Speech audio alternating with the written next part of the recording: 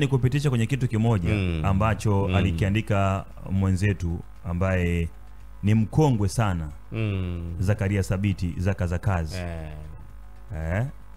Jina lake maarufu ni Thabiti Chumwi Zakaria.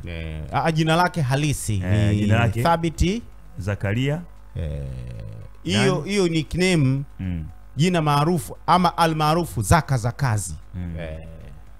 Aliandika vitu ambavyo vilikuwa very sensitive, ambavyo ukivitazama unasema hawa watu walibebwa muda mrefu sana. Umenielewa? Ndio. Aliandika makala zilikuwa 2. Huyo bingwa michezo ya makala. Lakini mimi nitapita nazo kwa haraka sana hii makala ya pili. Ndio.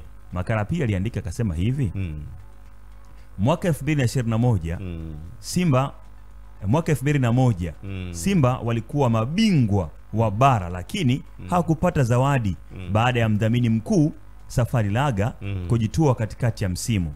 Simba mwaka 2001 alikuwa bingwa lakini hakupewa zawadi kama bingwa. Sawa?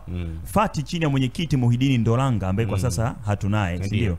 Aliahidi kuwapa zawadi yao pindi mdhamini mpya atakapopatikana. Mwaka 2002 wakaja Vodacom lakini Simba hakupewa zawadi yao. Sawa? Mwaka 2004 Ndolanga akaondoka, akaingia nani? Rodi Kachiratenga. Simba hakupewa zawadi yao. Wakaendelea kucheza ligi bila kulalamikia zawadi yao hadi mwaka 2000 na ngapi? Na 9. Ndio. Mwaka huo TFF ilirudisha mechi. Mwaka huo TFF ilirudisha mechi ya ngao ya hisani kwa jina jipya la ngao ya jamii kama kiashiria cha ufunguzi wa msimu mpya. Mechi hii ilifanyika kwa mara ya kwanza mwaka 2001 lakini haikufanyika tena hadi Tenga aliporejea madarakani mwaka 2009. Kanuni zilitaka mabingwa, makamu bingwa, zilitaka mabingwa na makamu bingwa wa msimu waliotangulia kukutana, ambao walikuwa Yanga na Simba mtawalia. Lakini Simba waligoma kupeleka timu uwanjani wakishinikiza kulipwa kwanza zawadi yao ya mwaka 2001. Unaelewa hapo? Nakuelewa.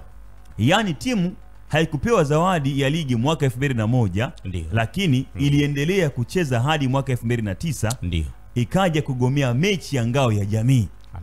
TFF ya Tenga haikufanya chochote kwa Simba zaidi ya kuwapa nafasi Mtibwa Sugar waliomaliza nafasi ya tatu. Okay. Sawa? Mtibwa hawakufanya ajizi, wakaichapa Yanga 1-0 kwa bao la Pius Kisambale na kuwa mabingwa. Kwa hiyo ilikuwa ni taarifa na ijibu ya Ngeta ambaye aliwahi pia kuhudumu kwenye nafasi za uongozi wa mpira. Anasema kwamba Tenga akasema kwamba kwa hiyo kaka Ngeta anapaswa anaposema kwamba wakati wa Tenga Simba na Yanga hawakufanya wanayofanya sasa, sio kweli. Kibri cha Simba na Yanga kimejengwa kwa miaka mingi mno. Yanga walisusa kucheza ligi kuanzia mwaka 1965 hadi mwaka 1968. Hakufanywa kitu. Naelewa? Sawa. 1970 ligi haikufanyika kwa sababu Yanga na Simba waligomea uwepo wa timu nyingi za mashirika na makampuni. Shirika na makampuni, timu zikagoma hizi. Sawa? 91 Simba walikataa kurudi uwanjani kipindi cha pili dhidi ya Yanga eti walimsikia mwamuzi akisema atawaua kipindi cha pili. Unaelewa? Wakagoma. 92 Yanga walikataa kucheza na Simba eti kwa sababu washachukua ubingwa. Sawa? 96 Simba walikataa kucheza na Yanga eti wanajiandaa na mechi za kimataifa.